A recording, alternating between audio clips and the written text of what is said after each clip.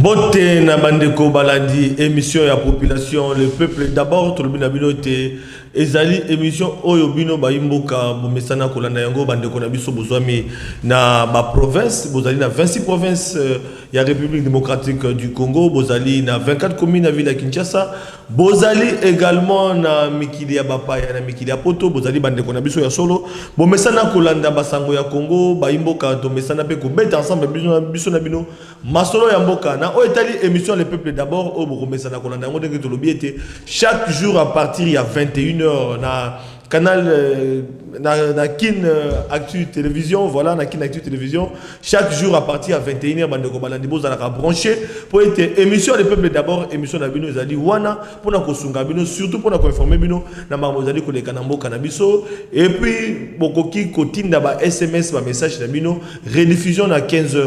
Voilà bandeko balandi grand rendez-vous au Tomesana biso na bino ko beta masolo ya ba kinois masolo ya ba congolais en général pour na ko ba passe ya ba congolais problème social ya ba congolais et sengeli to le belango pour être ba kambiamboka oyo ba ko kamamboka ba été population akonyo koma. Voilà bandeko balandi na yango na pesi mbote na bandeko nyonso na zalinga bokote na zali na ba invité na ngai na platonné vous allez ko constater donc lelo tozui exclusivité ya koyamba oyo azali nganga ya mibeko na oyo azali nganga munganga donc ganga oya santé ya bokono. Voilà bandeko banadi donc na ko présenter na loboko na nga ya gauche tozali na maître Rodrigue Ramazani porte-parole ya Envol o ezali parti ya mwana mboka Délice Sanga donc maître Rodrigue Ramazani mbote mbote ndeko Flavien sengo akokutana nayo pe akokutana na ba imboka nyonso yo ba mesana kolanda yo na bisika nyonso et puis lelo na Kin Actu.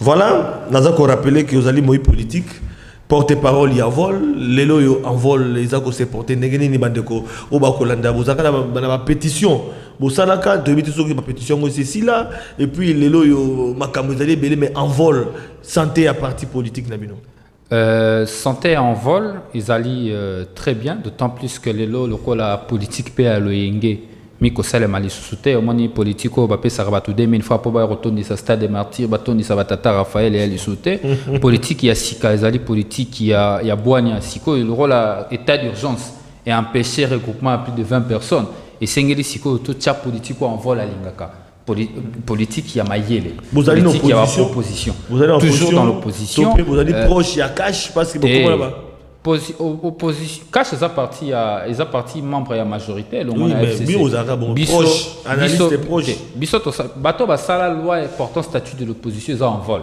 donc biso tokoki okena ba dérive oyo bato bele basala raté pas maté biso toza censé kozala exemple ya opposition po biso nde tosala mibeko oyo kumbelaka opposition.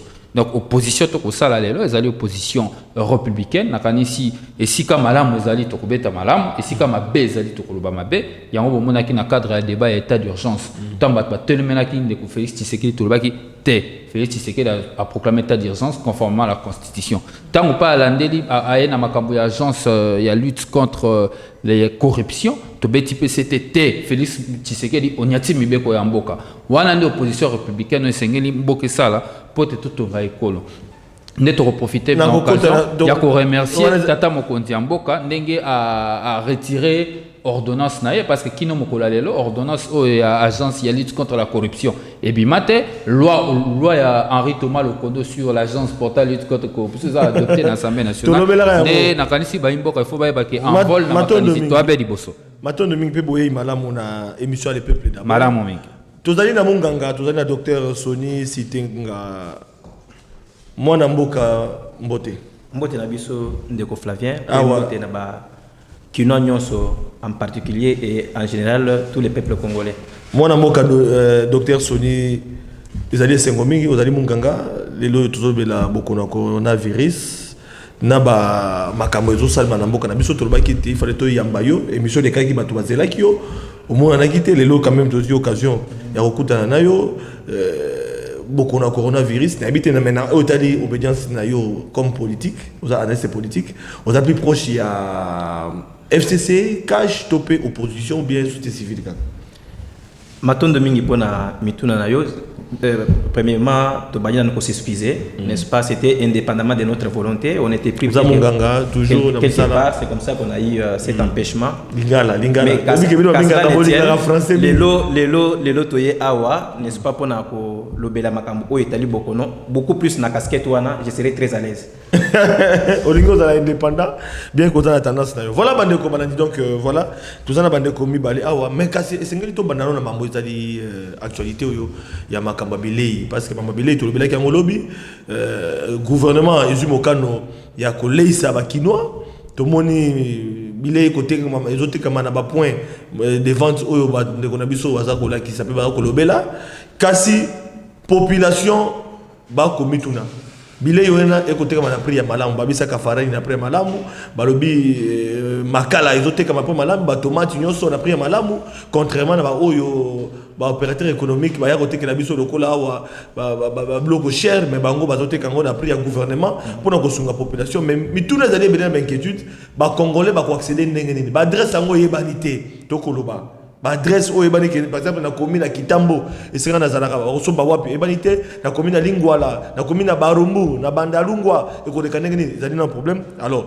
mais na oda pe bilei wana to monaki ministre économie alobaki to monaki mais to notaki absence ya ministre et agriculture parce que donc il fallait payer pas ça parce que ils allaient payer secteur na ya bilei au italien tout le monde peut présence du ministre environnement parce que ba makala ngo ko utaka pe ko le kanenge tala mais toute la population donc les peuples d'abord ils allaient émission population et sengeli to fungola miso biso ba kinois biso ba congolais to ba kanto ko banango na maître Rodrigue Ramazani oyo azali porter parole ya envol ay bisa biso wana na opposition politique pour appeler biso makanisi na oyo to lingi to lobela lelo alors mwana mboka Rodrigue bilei ya kolia Hollanda ki yango gouvernement du mokano le peuple d'abord bilei na prix ya malamu makantino zali ya moto zo ba population o ba kolobela yango ya solo na landa ki yango na yoka ki yango na moni pe que ba bandi ko sala yango ezali likanisi en soi ezali malamu likanisi ya koluka kotia bisika ba koteka biloko na talo ya moke na mosolo ya l'état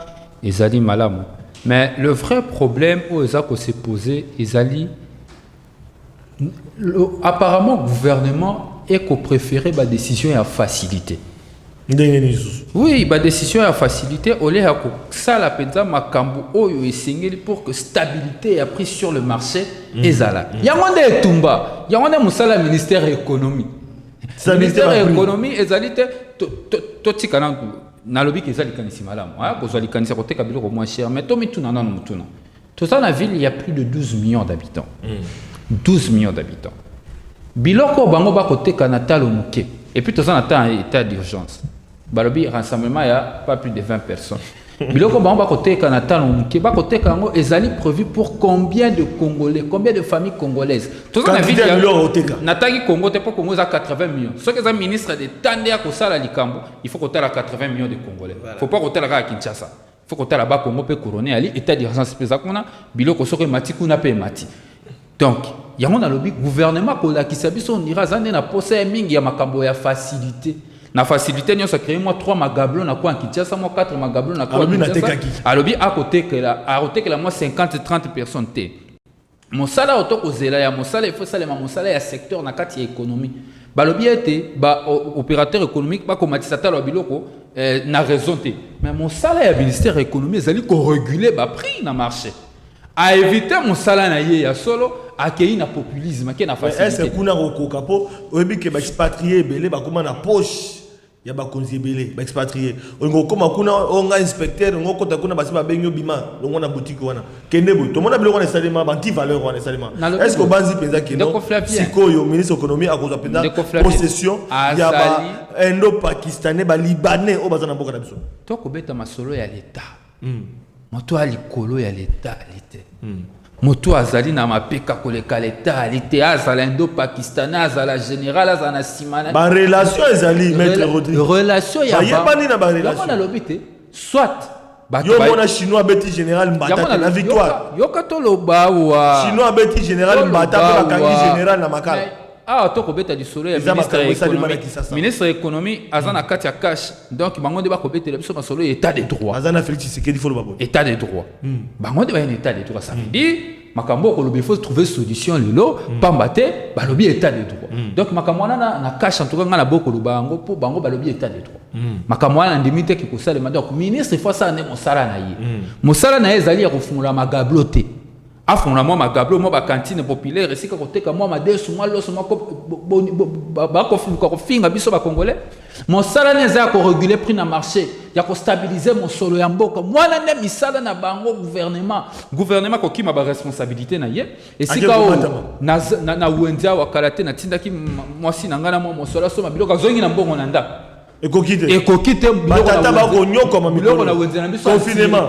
biloko na wenza na biso antiri wana na bandalungwa biloko emati confinement nyonso wana nini olia sala musala ya solo akokende na mwa bilanga buki mwa tembele mwa ndunda bapesi mwa saka loso esika bo asali ba biloko aya créer mwa politique au gouvernement kitisi ba puté oyo biso to lingi ezali une réforme structurelle réforme oyo ko toucher vie na lingala ba mama bipu pour ba kolanda to bongisa yango réforme na mwana za ko manyola mayele ya sika ya kotambwisa économie ya mboka wana nde mosala to kozela ministre to kozela eta fungula magablo na kopo ya leta na kozonga na yo et puis na makambo na bango na kofungula magablo soko koti na kati koyoka ba retro commission ba cop pour gouvernement ezali champion na makambo cop na ba peuple d'abord afungoli miso émission population to ba ki le peuple d'abord voilà bande ko bandina ko lo bango ete ozali parlement populaire parlement na biso ba bola yango yo to ko lobela makambo tali biso po ete ba kambia mboka ba ba ete population a votaki Félix Tshisekedi président de la République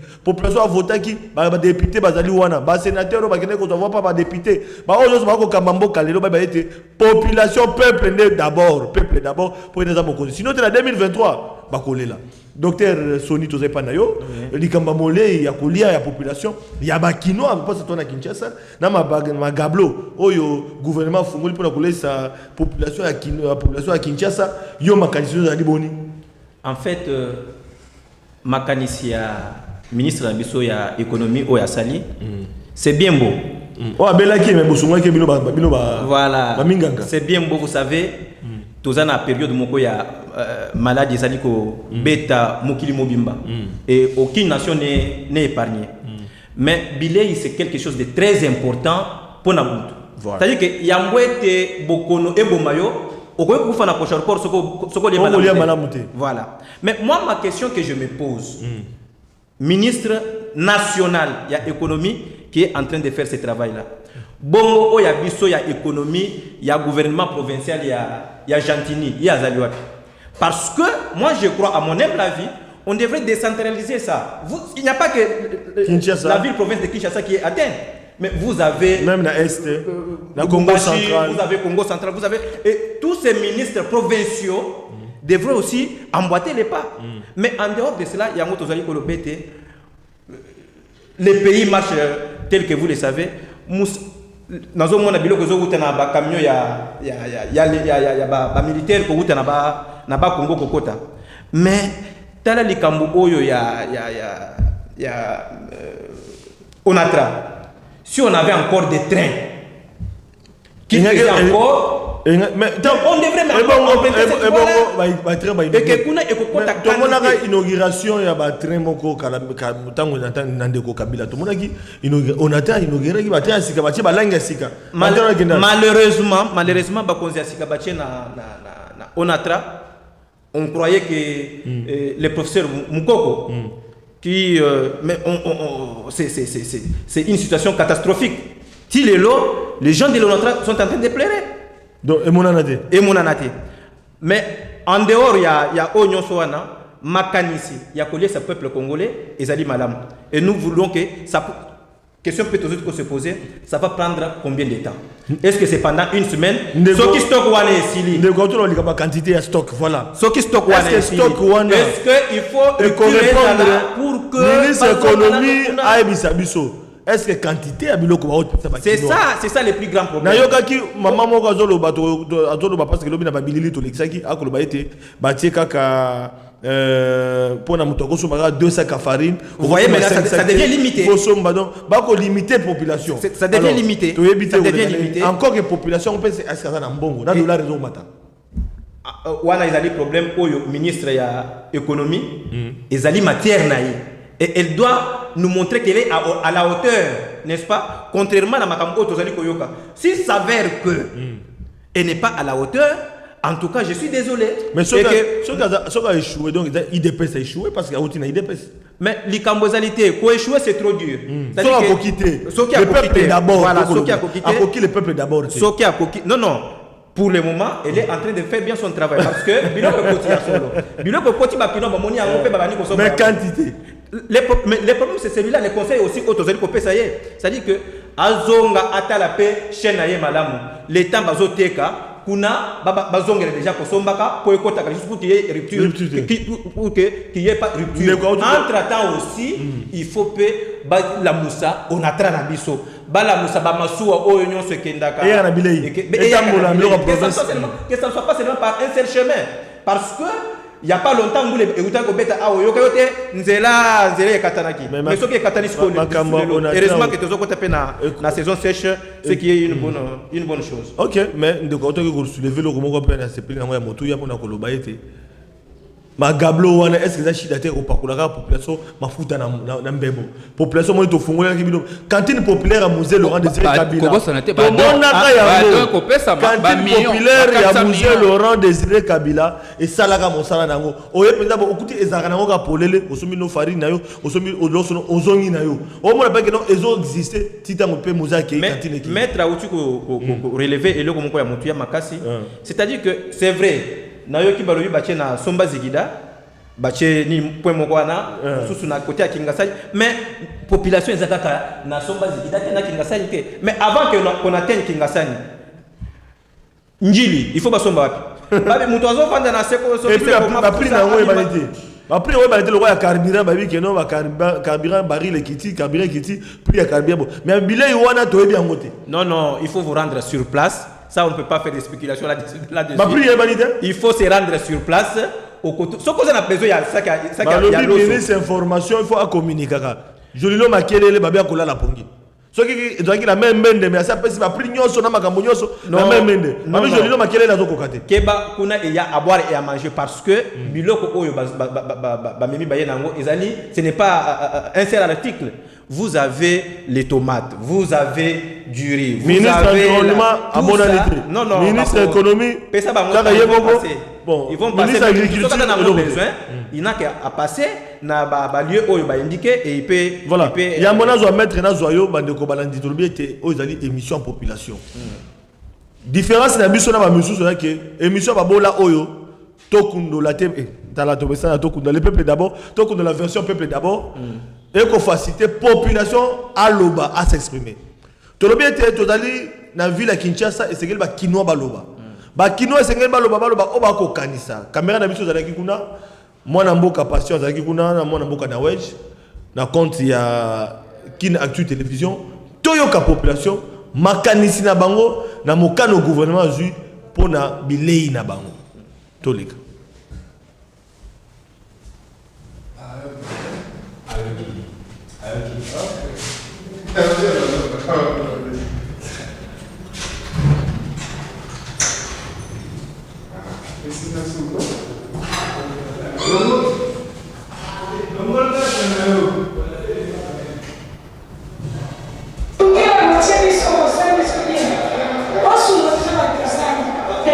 L'action totale, comme ça, Congo, Congo est à bien. Quand on lit bien, on met bien. Faut bien bon bon ça. Bon, il y aura ma wana biso. Il fera ses amas casse. Il ne va pas bien. Mais biso va mzuzu. Attends ma coquille zate. On tient de bien. On tient bien vraiment. Les sungio on tient biso, on sali biso bien. On sunga biso ba to sangi. Telona pavio nanga na esengo makasi. Pona komona bayeli ngai. Awa esengo pa mama ministre. Na ndenge ya esengo ya papa président Fachi. Aye pona likambo ya dépôt ya biloko ya prix ya se. Na sepeli makasi na esengo lelo lokwa na retrouver na pavio nanga bato bazoko somba biloko na prix ya bien. na sepeli na papa pe na mama na biso ministre na eloko asali na moment oyo papa Félix Tshisekedi Tshilombo na oyo asali mpo na biso aparvenir condument na moment ya maladi atambolaka na kati na besika ebele mpona kolokola biso biloko ya pui ya se mpo biso bakongole tolia napesi mama na nga merci ebele mpe na papa na nga Faci ameka kosoutenir mama makasi mpo tokende liboso mpe nasengi na bakongole nyonso bazala motema malamu ya kosomba biloko oyo mpona kokende koteka te me batiaka na bandako mpona provision ya ta oyo tozali kosomba biloko bolokolo babi ke eta azoteka biloko na prix moko ya bien yango nde toye kosomba biloko po toprofite parce que prix nakolo eza se probablement prix na bango eza normal eza suffisant na par rapport ya kati ya nzando eza likolo awa eza quand même passable bafulu basala musala na musalo embata makasi ko bantu babanda koya kosomba biloko okomanda nini takasiri ya bato kodiminuer makasi par rapport soki bato bazoya kosomba eza bien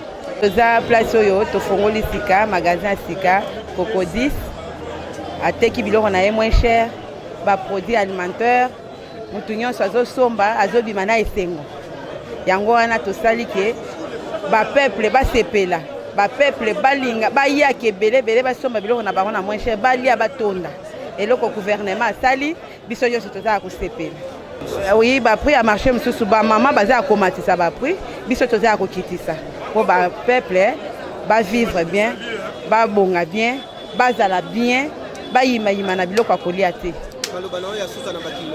maloba na nga ya suki eza ke bakonzi batika biso te be basimba biso na maboko mpo tokende liboso bapeuple bayimayima na mitema te bazala na kimia basunga biso na makambo ebele ndenge basungi biso na ya kolia basunga mpe biso na ya nzela basunga mpe biso na nzela biloko eyaka malamu accident ezalaka te nani nzela ebeba te ezalaka malamu mpo biloko ekota ebele mpo bapeuple bazala na kimia awa tozoteka kaka 2 sacs soki oye ozosomba mibale soki oye en tout cas tozopesa mutu 5 te 10 te ezala meme ya makala ezala meme ya batomate tout ça en tout cas tozopesa ya nini te po toyebi ke so topesi yo 100 oke koteka wana tobundisi bato bamataka biloko likolo te po tobundisa bango il faut topesa mibale bato oteki mibale okozwa nini eloko te alors opesa pe chance na baninga nyonso mpe basala nini baya kosomba oyo ya kolia oyo ya koteka mpe azwa benefice ya malonga nakanisi toyokani Félix aza mwana mboka ayebi pasi mpe nzala oyo toza nango na kati ya mboka alors c'est normal akoka kozwela bato basolution nyonso oyo elongo na bato bazotravaille na bango ensemble vraiment longo nyambo simba la main dans la main on est ensemble.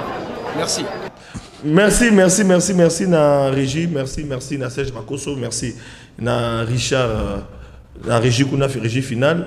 Voilà bandeko balandi bolandi bino population asepeli na bilei zali malamu emonana mais population pasengete banzela donc ba rejoindre ba invité na plateau ba invité ba beke bilei esengeli eyaka ba train wana on a train kenda wapi ba train on a train pour na koya bilei ya kolia on a train c'est kufa Félix Tshisekedi président public okola musala on a train o ezalaki ya l'état pour na kosunga population on a train c'est kufa ba détournement ko salema ba mbongo ba ko bima 100 jours boy ba ko tala te on a train pour te bilei ekotaka le peuple d'abord Likamanzela, maman m'a dit Likamanzela. La raison et pas il y a moi Namboka Rodrigue Ramazani Hollandi population. Bah c'est plus la billet. Makanisna aux ali bonina aux population du Koloba. O ya no la pour des populations pas Kolanda yo. L'émission na bango ba bola. Olobinin le peuple d'abord.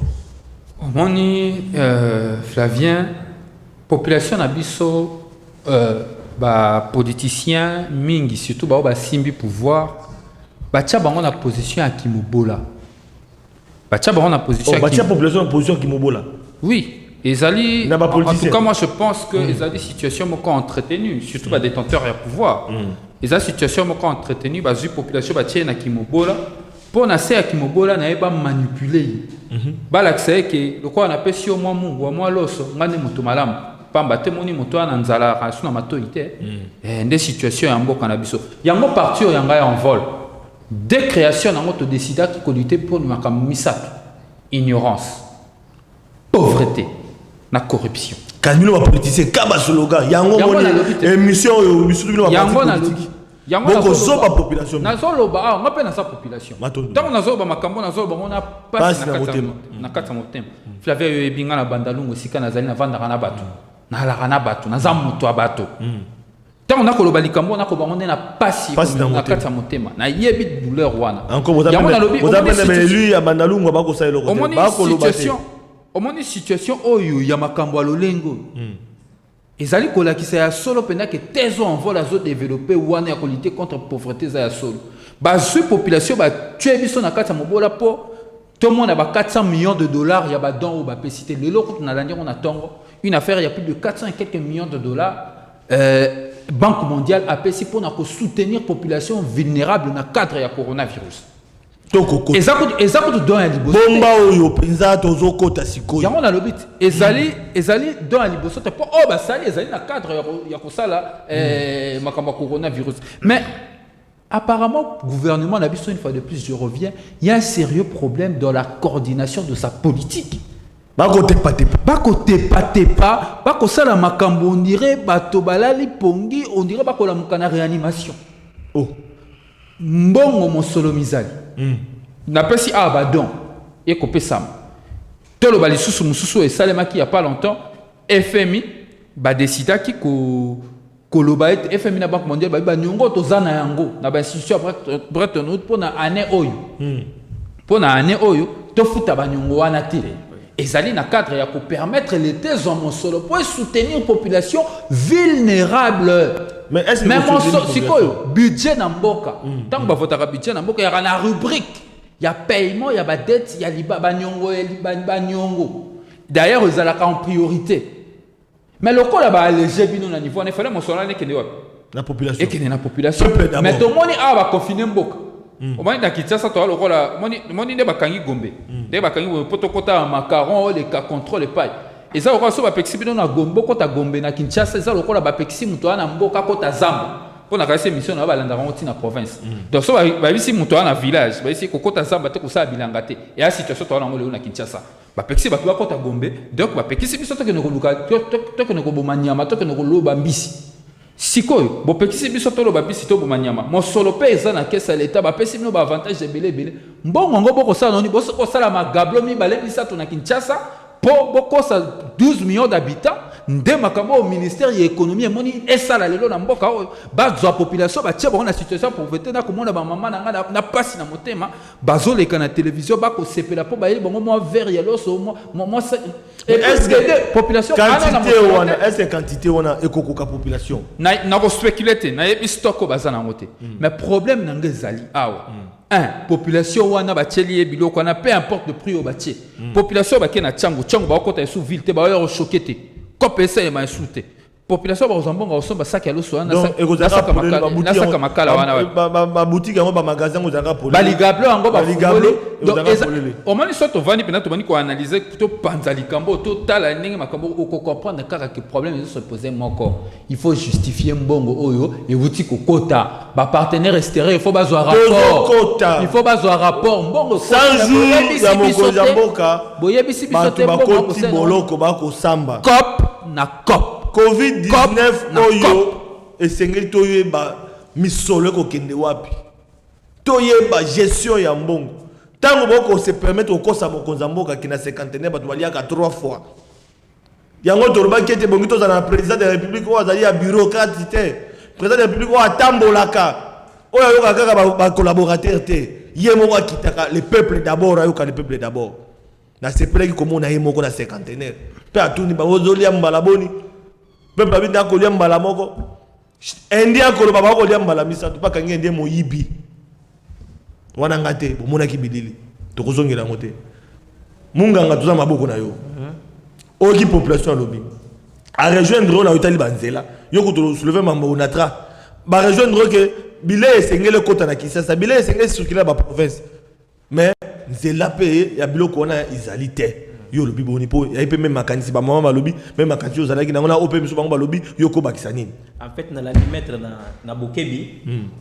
En fait, misère, il y a peuple congolais et bandit les lotés. Ça, on doit. Et bandit n'a Fachi bétonté. Et bandit n'a été. C'est une gestion calamiteuse. Il y a Mobutu, na Oyo Aoutiko le Kabila, et nous avons les résultats aujourd'hui. Fachi n'a que 1 année et demie au pouvoir. Alors, mais bilan 1 année à Fachi, tout qui va détournement. Les Kamouté, je ne vais pas entrer là-dedans. C'est pas que il va détournement, c'est vrai. Mais il faut que tout le monde, pour la première fois, un directeur de cabinet, il y a un président, la justice. Ça, il faut aussi le dire. Il faut encourager le président. Quand vous avez analysé le bilan, il y a actuel président. Que mais elle a fait procès à Malamou. Elle a fait la population, la population. Vous savez, les problèmes avec les Congolais, c'est quoi? C'est que la population Ponaye, Bakanisaka, que ceux qui va fonder Moutou, ipso facto, il faut ça la boloko. Mais ceux qui va juger, par exemple, directeur de la cabinet à Mokonzi Mboka, et qui va trouver que, attendez, les Kamouté. C'est aussi ça la justice. Justice, même ceux qui vont tout, l'andélé va sentir que les Kamouté, non. La justice ne doit pas travailler comme ça et la justice ne peut pas travailler par rapport aux humeurs des gens ou de la population. Ça, je dis non. Mais les Kamouté, il y a bilé pour la population. Mais il n'y a pas mieux que ça. Donner à manger à sa population. Et c'est ce que le gouvernement est en train de faire. C'est vrai que Makoki est à milité. Mais ce qu'ils sont en train de faire, mais elles ont pété la population, bandi ko sala, mais ceux qui population comme ils consomment au stock et sili. Non, c'est ce que j'ai dit. Stock et sili, billet et sili. Et comme il y a pas la population mafuta. Wana touti ko le belango pour la ministre ya économie. Ce n'est pas seulement le ministre de l'économie, mais le gouvernement Mobimba. Kolobete makambo ya bukangolozo oyo. C'est un moment où il fallait emonana. On est pas peuple. On rappelait ba bukangolozo. Voilà. C'est comme ça que j'ai dit que c'est cette gestion là que nous avons décrié autrefois. To boy et après occasion bukangolozo 2. Mais bakantino e bandi oyo misolo ko bima mona mokozambo ka lobi po bimisa misolo boy pour la population. Bango pe ba comme si bilanga. Donc pour bango comme copie parce que non, on dirait mokozambo ka ba ko sunga ete. Et le pendant ce président actuel chef de l'état, c'est-à-dire que au kontu na te pona nini ambongo atiki a jeter éponge. Aboy pona ni. Voilà. C'est-à-dire que na bakamunyo so batunyo so bazoko gérer makamunyo so oyo. Après ça, tata ozwaki misolo boni. Nazwaki autant. 4e rue. Procureur général. Il faut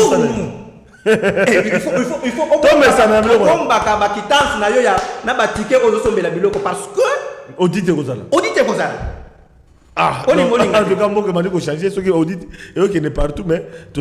ça les pays où tu vas prétendre au pays état de droit. C'est ça. C'est-à-dire que les postes parce que tu es ministre, à l'époque, les agriculteurs, c'est-à-dire que ceux qui vont nommer au ministre, ministre de l'agriculture.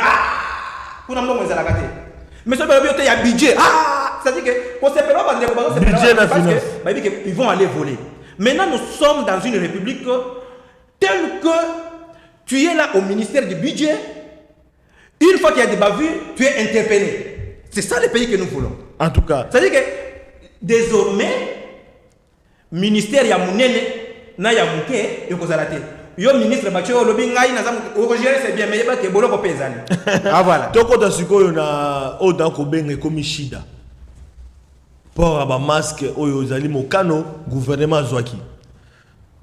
Gouverneur à ville à Kinshasa lobeli yango. Inspecteur provincial de la ville à Kinshasa lobeli yango. Tola taba masque mibeko kolanda biso pandémie ya bokono oyo to benga coronavirus. C'est peu nganga biso biso bokono ngo so ba bengi covid. Na ba covid to ka ba covid 6 5 19 et donc on appelle ça biso moi mutu pasi to ko benga ngo coronavirus. Donc voilà, ba français belé to moni yango na Chine ndenge ba to basili et ke na Italie, Europe, lelo to komona et continent Afrique mais na Congo to koyoka. Bande comme so ba binde ko Flavien. Est-ce que ta yo moko so moni mutu moko déjà ya coronavirus na miso boy. Ngabi bon na yo kaka sango to mona ki bango na 50 ba bi balia kaka mbala moko bande ko tuna kinga ba bi ki balia kaka mbala moko donc to mona ki bango mais bokono les ali solo to lokuta to na munganga ko expliquer biso ba to biso wana kosu ba ko bango ki hôpital ba to biso ba ko sala ba fièvre ba ko bango ki hôpital makambo nyonso même ba barrière oyo bateli biso soko okota ville parce que Gombe est confiné okobanga même que osala kaka fièvre pamba po bakokanga balatu ba sachet bakoboka yo na cinquantenaire ezaka ba risque même neto ya Gombe ya bande ko balandi docteur na bande na question na pona ki na politicien na sima pandémie la nini bokono coronavirus COVID-19 biloko ekosala passe la population est-ce bokono les alliés à solo Ndeko Flavien merci na Motuna ça c'est notre domaine. Pandémie et les maladies oyo ezota ka région mon côté mais et s'est propagé na mokili mobimba. Lelo nous sommes en train de parler il y a les campo il y a coronavirus à l'époque les prépé et beta ki mokili mobimba. C'était aussi une pandémie. Donc les campo il y a pandémie heureusement pour nous na kokota malamoko na nini heureusement pour nous parce que le Congo est un pays oyo ba épidémie et si dit ko betango mingi tozaki na pas plus longtemps tozaki na choléra et beti population tozaki na Ebola et beti ba rougeole les pailles tout ça ce sont des maladies qui attaquent n'est-ce pas la population mais ce que j'aime c'est dire que nous ne sommes pas à notre première expérience non c'est comme ça que au Moni Bakamati les professeurs que je salue en passant, Mouyembe, Oyo, parce qu'il a prouvé, n'est-ce pas, une gestion efficace.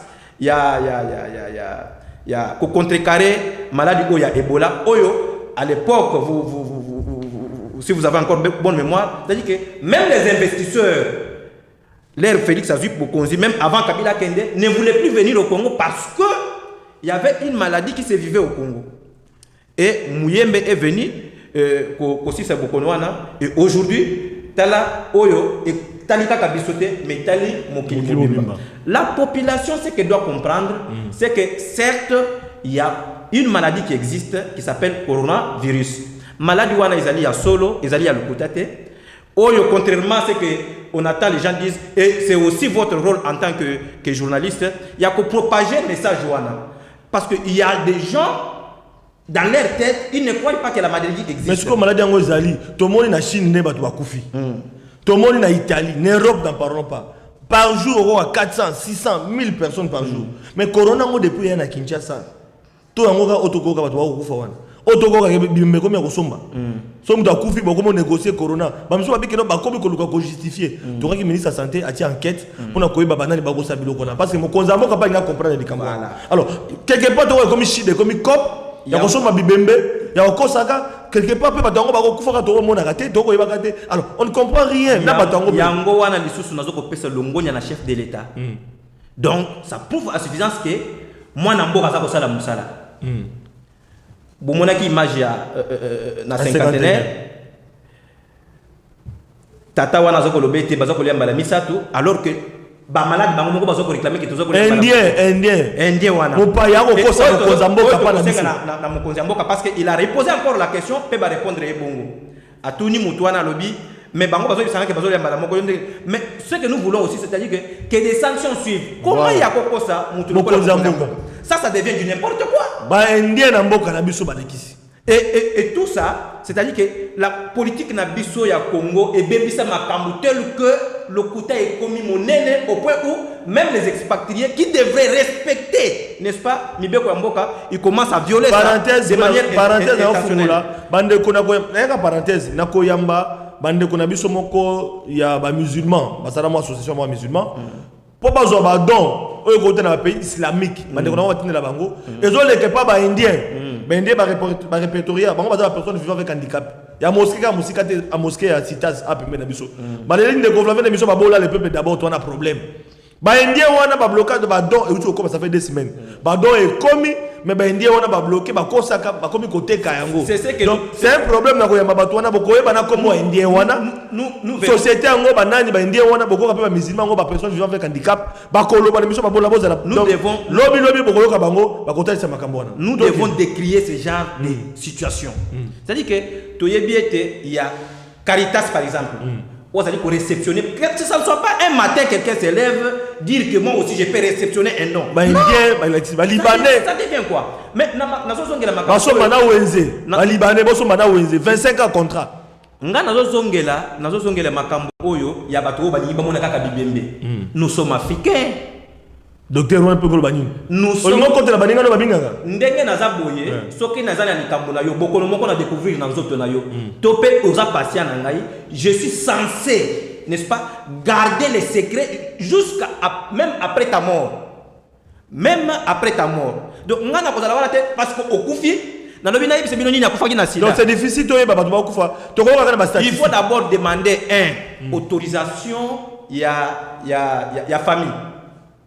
Yo yebi malamu ndenge nini bokono ezali mal perçu. Coronavirus ezali mal perçu au point où sida est commis kitoko coronavirus to bosa na nyoso. Voilà. Donc il y a na makambo nyonso wana il faut moi discrétion ezala. Mais docteur, moi secret, alors, nous sommes régis par notre déontologie. Mais sikoyo nana zana bokona corona to kosu to mo bango ki hôpital. Parce que pas na bino bokanga biso na corona. To sali fièvre donc bango. Ce n'est pas na bino bokanga biso na corona. Mais quand c'est population sur le bango. Ce n'est pas na hôpital ba bokanga yo zali docteur, vous allez médecin. Mon peuple périt faute de connaissances. Na machine na bino na botiaka bato awa. Ata non, kufa zali na et puis les vakaka. Et prélever kaka nini température ya mutu. C'est-à-dire que le cola bokono na épée ça capé fièvre, c'est comme ça que l'herbe va prélever mourir aux la fièvre, c'est comme ça qu'on va te faire passer par les tests. Ce n'est pas d'emblée que tu as la fièvre, ça mais je suis pas pour attaquer que molobe la population, naza pour makambo msute na mboka na biso, tozana ba typhoïde awa tala nenge ville za sala. Bozo bangela typhoïde te demande peut être fort en gouvernement. Tozali na maladie zo bo biso kosu awa. Ça aussi c'est un débat. Typhoïde awa. Non c'est très bien. Gouvernement ba ki para ngote. Non, c'est très bien. Quand corona uti na poto tant doki na poto, tokomi komba. Poto banga maladie. Ça aussi c'est très bien dit. C'est-à-dire que le gouvernement, notre gouvernement, ne doit pas seulement se focaliser, n'est-ce pas, sur le coronavirus. Ça, je dis non. Merci. Parce qu'en dehors de cela, vous ne pouvez faire que statistiquement, c'est vrai que c'est une maladie. Jusqu'à la preuve du contraire, il n'y a pas encore un médicament. Un médicament où ils allaient aussi sango correctement. Nous sommes en train de couper sa chloroquine, tout ça. Les autres ni nango sur le terrain. Mais aussi, il ne faut pas oublier que ce qui est coronavirus est côté je crois, fin janvier, début février. Nous sommes à une soixantaine de personnes qui sont décédées. Mais quand ça la statistique de fin janvier, mois de mai. Combien de gens sont morts de la malaria? Voilà. Combien de gens sont morts de l'hypertension? Combien de gens sont morts, alors, n'est-ce pas, de diabète? Pas moi politique. Malobe pas na yo. Likambo ya COVID-19. Na tunye ba question o etali bango ba minganga. Mais ce que tu constater e comme shida. Shida na ngambo musu otanga ki ba montant. Na ba ino bomba yango ofungula. Pasola kundola. Misole koya bango ba minganga ba ko ba vérité te. Misole koya wa na statistique abato. Est-ce que pendant mbongo wana eko sunga population na otali bokono soko kei na ba barrière opona kota Gombe awa na Gombe na Wileri omona ba tuka minene wana batira biso mai za asuna katite omona na tongo bosko maboko après midi mai esili ravitaillement ezate ba personnel baza wana ba futa makate ba lobi na biso ke to futa ba misusu na fin du mois ba de biso bengi de ko Flavien voilà zone à Gombe ba biso ba médecin zone à Gombe ça fait 3 mois to futa mité. Donc troisième mois ngo ba ok ba futa mité ba médecin ya équipe à riposte ba ko futa maté ba bazali wana ba biso ba futa maté mais c'est comme solo yo fungula ki parenthèse wana ba ko kanga ko fungula ngo peut ba bola yo so bana banda ko po biso ba toto ko nyoko maka to ko mona ka ndembongo ko kaka 4 millions 40 millions to ko ngana basango.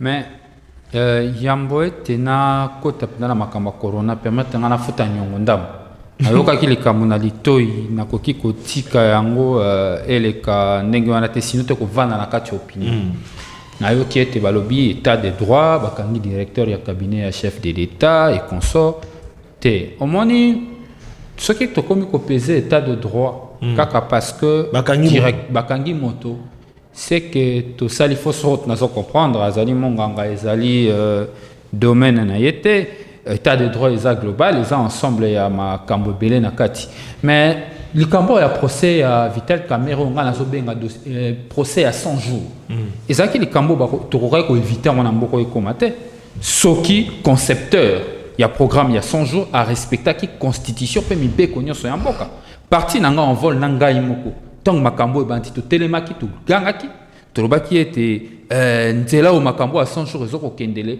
ezali malamu mingi te mais lelo déjà na conception na mboma ya Adamu na Eva lisumu ezalaki parce que tata mokonzi ekolo na kotia programme ya 100 jours a respectaki architecture institutionnelle ndenge ezali établie na kati ya constitution donc anyataki mabuku likonzi ya mboka loi ya finance publique na mboka na biso ezalaki respecté boni présidence ya république ekomaki ko gérer programme ya politique publique na mboka na biso jusqu'à un tel enseigne que babimisaka ba millions na kati ya caisse ya l'état wana ezalaki déjà nzela mabe bazwaki raison pour laquelle omoni dès la conception basalaki lisumu conduite ya programme wana et salami malamu te exécution nango to suki na ba procès oyo to kaka ko éviter mais pour na yango quand même esengi to ba vana kota na likamba coronavirus et que ça quand même important ce qui directeur ya cabinet il faut engager responsabilité naé et tant que individu à commettre infraction il faut engager responsabilité naé ba condamner mais to suka wana te il faut ba responsabilité nyonso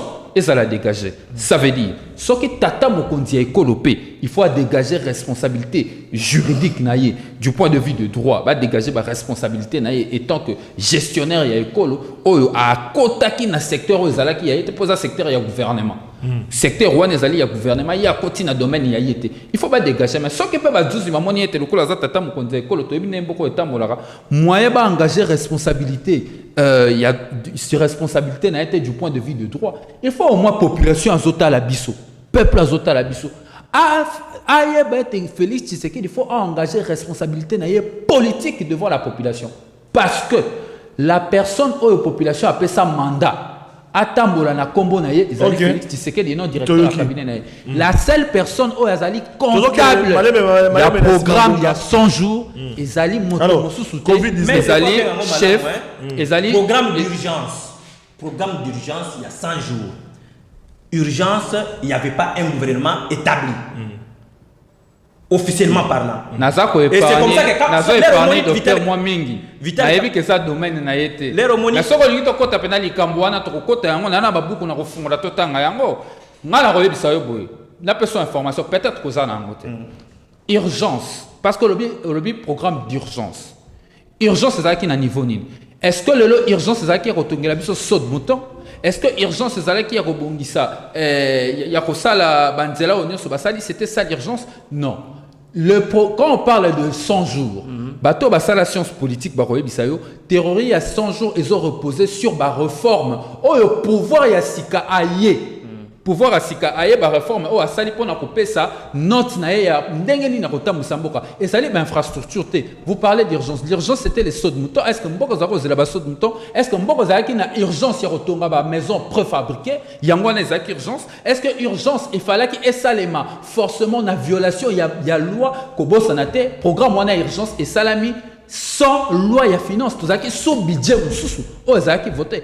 Et là, il empêchait qu'il m'amote la passion. Deuxième chose, argument na yo wana o ba yebisibino na kanisi boyo ko na banzela bo tchongo pe na mitu soit disant et le ba mec pe na procès gouvernement ezalaki en place ezalaki est légitimité yango wana il fallait qu'il ba violer mibeko ya mboka batambola likola mibeko ya mboka biso peuple ko la tolingi état de droit to katela bango saluti te mboka tambola kana mibeko ndeko na ngai monganga ndo mboka po tambola malamu fisenge to sa mibeko ya mboka pona ozali covid-19 namoni on réagir ouais on réagir moi mungo muke c'est-à-dire que l'air nalanda qui procès à Vital Kamerhe ouais à lobby il y a une chose que les politiciens ne veulent pas relever c'est-à-dire que gratuité et enseignement ça faisait partir il y a programme à 100 jours. Ça aussi, nos politiciens doivent nous dire. Est-ce que c'était une urgence? Voilà. C'était ça la question. C'est-à-dire que... Est-ce que c'était une urgence? Parce que vous défendez rien. C'est une urgence. Parce que ça, on a budget nini. Comment est-ce qu'on engage les dépenses publiques? Lorsque vous discutez de questions de l'État, il faut avoir tous ces aspects devant vous. Donc, lorsque vous n'en avez pas, vous discutez dans le vide. Donc, vous évitez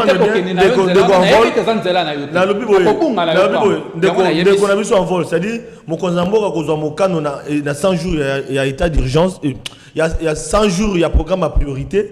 Côté enseignement, sur des motos, erreur, il ne fallait pas bander la wana. Et ça erreur, il y a conception, de la conception. De la conception. Abelaki libanda. To lobi boy. Ok, Gratuité et tozo enseignement to zako lobeki za malamu. To boy yango te. Mais c'était pas est-ce évident. qu'il fallait qu'il basala ngo sous il fallait basala ngo esika au budget réalité? Budget zala ki te. Bon, Yango c'est to quoi, ki na makambo ngo gratuité tâtonnement ki. To clôturer to boucler na mama Covid-19. To boucler na mama ba conséquence ba to ba ofuta mate. Docteur a comprendre. Ba conséquence ba to ba ofuta mate. Corona. O ba ofuta mate, o za émission ba bola émission peuple. Ba to ba ofuta mate. Ba bengi biso na émission lekaki lobi ndeko Flavien. Biso ba médecin ya zone à Gombe. To futa mite to ke de 3 mois. Mais to ko mi solo, ba mbongo ko bima to ko yoka kaka na matoi. Mais to ko mona ka bato ba ko nyoko maka na bandeli koloba. Soko komi na ba barrière ya okuta ba savon comme aussi là, izate na tongo okuta ngo. Après bidi na mai ravitaillement mai ezalité pour population bazo tambola. Yebisanga conséquence nango ezali nini bato bazali exposé wana. Ba ko futa mate. E ko suka ndenge nini? Mais ndeko Flavien, pas matin de docteur ici à comprendre un télé sengil kolanga pour na makambo wana to songa siko na makambo coronavirus. Ndeko Flavien. Biso en vol et le monde président de biso honorable Sisang. To lobaki yango tant kaka basali makambo ya confinement et na déconfinement o créa ki makambo belé na kata Kinshasa. To lobaki problème eza ko se poser zali na niveau ya gouvernance ya makambo yo. To remarquer que cohérence exacte. Conduite na yango et puis apparemment coordination pe ya likambonga riposte et puis ya suka ezali absence ya rigueur na conduite ya ba décision o bango moko bazo ba kozwa oui tant bozu décision bolubi bokangi Gombe bo tchemai si manango na tongo bato ya kosukola maboko mai misalité ça veut dire que bino moko bozangi coordination na cohérence na ekumbeli na bino ce qui bobi si que non o équipe wana ba ko sala makambo so équipe riposte wana bazo yeba te makambo leka mais yango na lobby toko condamné bango basala constater na pe biso loko moko obi biso en vol tozwaki ndenge bato nyonso bamonaki plan ya riposte ndenge monaki yango n'est-ce pas en tout cas en notre sens ezalaki assez cohérent mais problème eza ko se poser les lois ba moyens mis à leur disposition pour que basala musala yango ba millions de dollars to koyoka problème yango to lobby ba millions mi kokota mais si ka ba millions ne ko kende to yebite loko la paix président tata mokonzi fungola miso loko la pona tanga komba président tata mokonzi afungola miso natangi komba président kope komi partout na bibembe kosomba natangi komba président mais na lobby bo loko la présidence de la république to yebi bango baza réputé na makambo ya détournement na makambo ba cop to komi to na peut-être mon solambo kapele ki na détournement na cop te ce qui tata mokonzi refungola miso te parce que azela ka ce que salami boyende na suka nango état des droits po ba mona populisme te mon sala il faut ça de ma série on a mis le opposant yango na lobby donc oh ezali important lelo ezali cohérence ekota na makambo ndenge misali kosalema batia mon solo esika esengeli mon solo et ya pour que et permettre na ba équipe wana ya riposte ba réprimer maladie wana lo lege bande konanga minganga boteninga rigueur te bande konanga minganga awa tozana munganga bolobi boko futa mate o zone ande ko Flavien information tout lokuta to ebite po yepa za na comité ya riposte wana te mais na solo la ki na minganga o bazana comité ya riposte ba ebisi ande ko Flavien tozo futa mate tozali wana tozali na ba risque to ko sala ba ko futa mate ba personnel na biti so benga bango munga ko edenga ba ko batele makawana bo benga ba personnel ya santé o banani o bazo telema na ba barrière communautaire o bazo telema na ba barrière wana bande ko na bino bazo biso prélèvement ya température wana ba ko zala depuis tongo ti po ba ko liate bana mai ya komela mai yoyo bana ngote ya komela ezate do basaka ka wana transport na bango ko ya pe ko zonga kaka na fin du mois mbe montant combien ba kopesa bango eko sa so yebisanga sikoyo bande ko no minganga ba kolela ba malade biso to ko yoka balobi ba kangela biso ba chloroquine to ko mona te to nyoko o mona ko na ba réseaux sociaux yo za munganga conséquence ya biloko wana nyoso na otiko soulever awa na misolo to ko kaka na matoi ka eko betaka ba ko ba kake est-ce que mokonzamboka ko fungola miso atindele asinga na procureur général peut-être après to yeba misolo bimaki et ça là qui dit est-ce que peuple d'abord yango parce que to yango pe ba ko kufa ka to ba ko suma ka bibimbe to bité yo biki kuna bino bolo bakate tout ça peuple d'abord a comprendre te yango na lobby mboka oyo to bandaki ko aspirer to komi na mboka ngo c'est à dire que désormais rien ne sera plus comme avant c'est la slogan te mais les hommes n'est-ce pas là et mon ani population alobi tolembi so de mouton et mon ani ndeko uti koloba wa mokonzi mboka aya kozwa mibeko na retard parce que la population au moins en Angile babuki batol tout le monde est l'autre côté aucun na pompage bato ba bossa babuki tout le monde est l'autre côté ne monde comme de mouton et comme ping pong entre Vital de Camere na ministre ya finance abi na bisa bongo te yango makambo bimaki moko zamboka yako za décision na sima ngai siko ya coronavirus to koloba yango aéro ngai na puyaka yemo wa kila cinquantenaire ayo occupé voilà c'est-à-dire que bato nyonso o bazali ko gérer ce n'est pas interdit que commission d'audit moko elandela bango c'est pas interdit. Sinon, il y a quelque chose qui sont en train de cacher. Matondo. Voilà. De deux, Makambo, oh, lobby ya baminganga, bazo futa mamabe, tout ça. En tout cas, ça c'est un avis personnel et ça ne m'engage que moi. Munganga nyonso, azana oyo babingaka prime des risques na salaire na ye. C'est encore un débat, il y a qui pense ça, qui ne touche pas ça. C'est comme un prime, oh, dossier qu'on fungola na médecin wa. Bande ko bombe numéro numéro ya WhatsApp ka yango na paye par SMS. Nazolo baboye. Munganga nyonso o travailler et pas l'état. Azoka prime na ye na salaire na ye. Donc, prime wana ba prime de risque. Sauf que oza ko toucher prime wana ou bien oza engagé et pas l'état. Malade aye, aux a droit à refuser. C'est-à-dire que ndenge bato bazo ba risque ya sida parce qu'il y a des personnes soignantes qui va s'infecter qui na kotobola ka tonga pona muto sida. C'est le risque aussi que les autres maintenant sont en train de normal ba risque na barrière on a kota gombe place ba confiné actuellement aussi ba minga ngape bazali ko courir le risque wana ya kozala infecté par cette maladie là parce que c'est une maladie qui même balobi ba komona ni prime ni salaire ba omona lote non 3 mois salaire na prime et utaka et pas ya l'état chaque médecin chaque infirmier akendaka kozwa mosolo na ye et pas ya l'état chaque mois. Nambongo wana, il y a une prime de risque, il y a aussi. Parce que dans le comité, il y a riposte. Il y a une riposte à Covid-19. L'andanga na bokebi. Le débat, c'est que il y en a qui touchent, il y en a encore qui n'ont pas encore commencé à toucher. Moi, ça c'est les politiques qui doivent régler ça. C'est le gouvernement qui doit régler ça.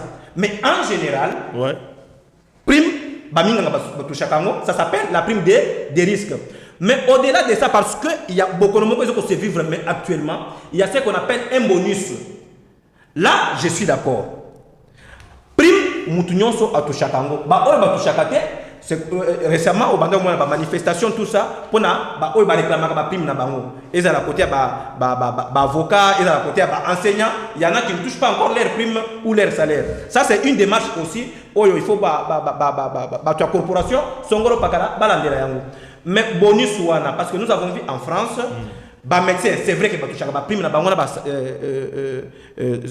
salaire na bango mais au-delà de ça parce que ba engagé pour na musala de telle heure jusqu'à telle heure mais le quoi là au kendaka tongo comme nous on a 23h il peut y avoir un bonus ndé oyo bango bazali ko réclamer mais ba tout oyo bazo gérer misolo wana voilà ba tout oyo bazo gérer misolo voilà parce que maman na makambo zali misolo ya l'état vous avez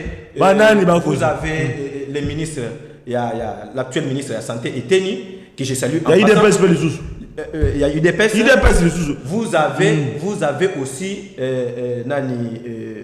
le professeur Mouyembe. Tous ces gens-là, ils sont en train de coordonner la riposte. Mais, et là, c'est-à-dire qu'à la fin de tout ça, il faut rendre compte.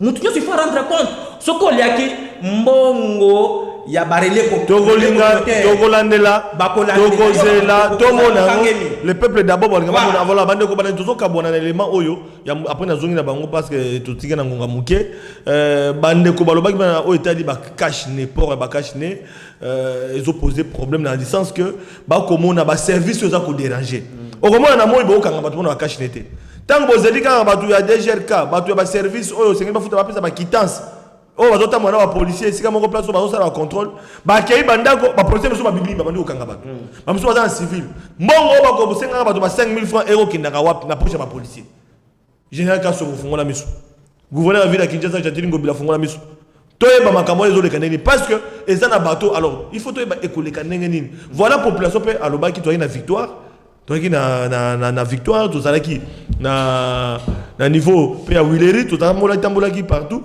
Bandeko balandi boyoka population akobeta mbela le peuple d'abord.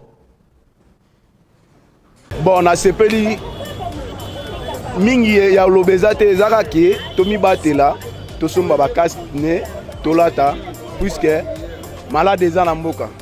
Sakashi ne oyebi muto aza pembe na hote oyebi muto botambo na ete il faut kolata kashi ne chaque jour.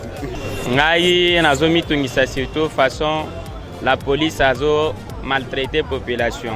Tolondaki de la ville nda pesaki message ya kolata kashine alobaki soza na kashine te bato DGRK bakotambola elongo na ba policier soki bakangi yo 5000 euros futa DGRK ne aozala mais tokomi omona ekomi shida ya ba society donc so bakangi yo boye bambongo wana ezoke na poche ya nani po de la ville alobaki la DGRK aozala accompagné par la police. Donc sala ya ba policier zaka pona ko renforcer DGRK en cas où mutazana kashinete akoka kofuta amende à 5000 francs wana mais komi shida ya ba society na ba veni na ba tinel boye bazo batama donc soza na ngote mbongo wana ekomi ya poche na bango population azo souffrir misale ezate tozo sala te toza na se na confinement ko tango zo kanga mutu abimisi 5000 akokaki opesa na ndako bana balia yo policier otie na poche musuya aza salarié te mais yo policier oza salarié bien sûr que toza na confinement mais yo na fin du mois ozwa salaire mais mutu wana aviva na taux du jour 5000 akokaki olia yo kange po na kashine otie mbongo wana na poche na yo ezokende pe ata na trésor public te eloko etongisi nga penza yango wana arevar ba policier oyo azocha na nzela na moni mingi baza ba policier formé te donc bazo sala musala ne longa mebelité donc bazo wela intérêt ba poche na bango bon kolata ba cash ne eza nango mabete eza bien mais eza pe obligatoire te pour nanga parce que eza na mutu mususu a se protéger autrement aza tout le temps en contact na batu te mais peut-être par rapport à contact na batu na masse eza important mais ba obligé mutu te parce que eza batu mususu neti nga na supportant ngote mais na lati so moni espace eza c'est juste pour nous mon pépé donc na okoka ngote mais na lati quand même pour na obligation wana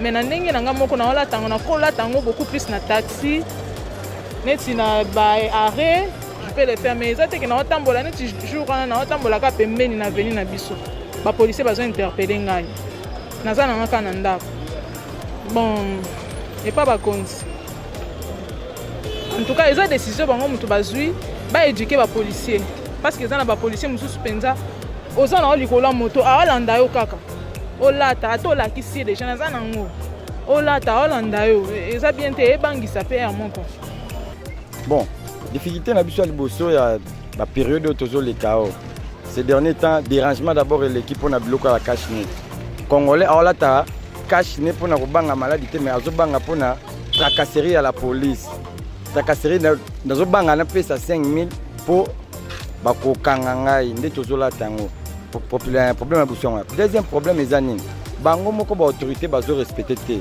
pour mona bomi balé na moto bazo finana ndenge na sommet biso so bamoni biso même na muningo zo sola nae atekara 1 mètre ba créer le dossier o boza 1 mètre te bakangi bino ba difficulté o ezo le kaya makasi na commune na biso ya Kalamu surtout précisément na Matonge eza un peu yango wana na cash ne na ngeza na ngai lokwa na banda okalinga nguba ba osa mwa musala ngwana tiaki wa mopanzi na nango eza bien pour to se protéger yanga tozo tia ngo toujours ezera ngonga ndena ba osa musala ngwa mwana tiaki wa mopanzi tota kimia te sécurité za makasi na veni kikwit kuluna koteka baliba mama bateka te biso na bana tokosuka wapi toza difficulté mai na kora banzele beba ta banzele beba banzele za malamu te to vivre bien te to bat ba vivre bien te mai pasi courant pasi kolia pasi bat bateka te moko débrouiller ko bengana ko kanga likamba cash neza mabete to ndimi me bambongo bazokanga ba 5000 anso bakangi ba pesa ezokotaka wapi ba 5000 wana bazoteka ngo wapi bon faut balata cash ne pour la protection ka maladie mais to lingi to baka bambongo bakanga ba 5000 chaque jour ba 5000 ezokota ebele ezokendaka wapi susi na biso eza wana. Voilà, bandeko baladi donc boki population, tolobaki était le peuple d'abord. Peuple d'abord à lobby, na kobana na munga na politicien. Peuple d'abord à lobby, tokola ta cash ne yango pona kobanga, bako kanga biso. Pour aux 5 000 pour la biso moko tola ta cash ne te. Maman lobby, oyanga kuta tiamo na sac na. Docteur, okomona que population, bien qu'il y a sensibilisé, na ba place sous mais akobanga boko noté. Pour na bango bakomona batango to lobeza secret na bino bobomba ka maladi wana, mais population mona kina ezalaka na ngote, bakobanga nde l'état pour apesi mibeko. Merci Ndeko Flavien pour la motuna. Ce côté malamu ngai pe na tamboy na oyangai. Et je vous remercie, nazo féliciter bino pe pour na pour respecter distanciation en 1 mètre ça va, c'est comme ça que moni na tiango pembe. Ce que la population doit comprendre, c'est que au kamati kashne na yo aux zipiki, masque na yo au latiango, c'est pour protéger, n'est-ce pas, ton interlocuteur, pour protéger mouto en face na yo. C'est exactement pour se protéger yo mon côté. Mais tu es en train de protéger celui qui est devant toi. C'est comme ça que la population, il faut attirer na moutou, au moins mouto azo poussa na pembe na yo, alati ya mouté, ou bien akamati atiboye. Ça ce n'est pas porté. Donc population, il faut ayé ba makambo na malamu. Kamata zipika yango parce que le virus se transmet aussi na bagoutlet o ezobimana na munoko na biso soyi o ezokobima. Ce qui est distance ya 1 mètre alors que mutuana alati yango te et ko côté na mbebo et ko côté na zolo et ko côté na misu. C'est comme ça qu'on nous demande, n'est-ce pas, ya kolata ka masque na biso. Quand vous portez ça, il faut ozipika boye, ozolata yango boye. Et c'est comme ça que pour ça la kandenge wana toko se protéger. Mais ba masque peut sa maladie. Cela dit ba masque au moins maman bina ko kate net maman ça simano. Abina ko kate pema yebisanga. Pour nous les pays pauvres, ndé ba misi au moins lelo na lati oyo ya tusi. C'est-à-dire que nous avons encore la possibilité ya ozongi yango parce qu'on n'a pas de moyens. Le gouvernement provincial qui devrait s'occuper de ça. Nous sommes à Kinshasa, je crois, autour de 13-14 millions. Ils devaient seulement commander des masques. Nous avons beaucoup de couturiers ici. Ils pouvaient les faire. Mais ils ont la conséquence de la santé des gens. Non, ils ont la conséquence. Par contre, ils allaient combattre la biso. Ils allaient protéger biso. Oniki masque na yo, au repasser yango, et demain tu peux encore reporter ça. Au colata yango du sous. Mais maintenant, la population aussi, c'est qu'elle doit comprendre. Ce qu'on a dit, parce que je suis en train de voir que, par exemple, pour décrier la police n'a pas qui ne fait pas bien son travail. Mais le point là, il y a déjà que la police c'est ça la malamoté. Pour opérer ça bango na yo baliate. Alors que le gouvernement provincial n'a pas encore organisé mbongo ba futa ekendaka wapi. Ça aussi c'est une autre question. Mais le point là, il y a déjà que ce qui n'a bimi batouana basala comme ça la malamoté, musana bango ko boto na biso ba 5 000 francs. La tamaska na yo ça ne te coûte rien. Na la maman mo kwazolo ba awa que nini soki ba monio o laxi ba que yango yo na simbi yango et c'est possible ça kolata. Voilà. Merci docteur, merci beaucoup. Voilà, maître Rodrigue Tosuki Sinao.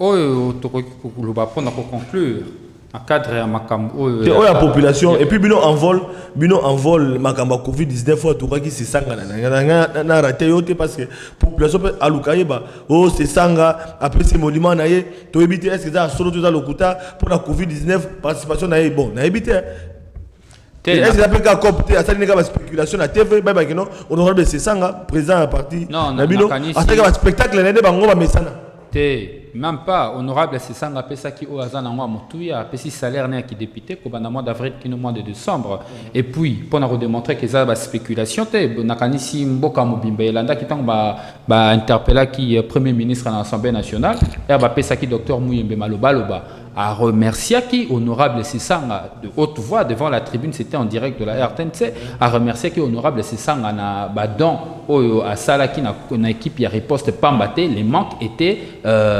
pambaté ko zanga ezalaki makasi. Et bon il y a petit et puis à l'obi donnaye plus de 6 mois il y a un monument naé pour na bantu bana roi salaire pour ba député ba benga ngo monument pour na ba population na biso tant il y a ndimi ko pesa bongo so a constater que après audit Maman Eliamaki si yebisanga a regretté maman ya pesimuna. Ezali kambo a regretté ezali je pense que c'est un homme d'État à sala qui démarche wana na motema na ina responsabilité nyonso après li kambo ya gestion ezali yete muta ko gérer yango et a sali oya ko kai ko sala po aya kosunga ekolo pamba te moni biso ntango tolobaki makambo ya réduction ya train de vie de l'état mpona kosunga ete mosolo ya l'état esala ya solo mosala na mboka pour que permettre na l'état créer richesse honorable c'est ça nazwaka maloba na assemblée nationale badepute bawololaka ye bawololi balobi ete akosala populisme akoloba makambo ntina te mais lelo au regard ya crise sanitaire oyo lelo bato nyonso bakomi baprédicateur ya réduction ya train de vie ya l'état